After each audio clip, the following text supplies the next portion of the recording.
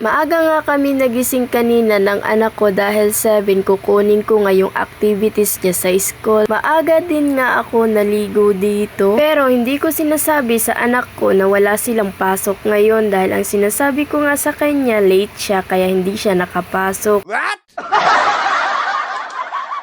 Yung anak ko nag-iisip talaga kung bakit hindi siya nakapasok at sinabi nga niya sa akin bakit hindi ko daw siya ginising. Tinanong nga niya ako kung saan ako pupunta. Ang sabi ko nga sa school niya. 1 week nga silang walang pasok ngayon dahil yung room nila ginamit nga ng mga atleta. Di ko talaga sa kanya sinasabi. So yung time na to nag-iisip talaga siya kung bakit hindi siya nakapasok. Napasabi nga siya dito Lunes na Lunes hindi siya nakapasok. Lunes ng Lunes, walang baon na.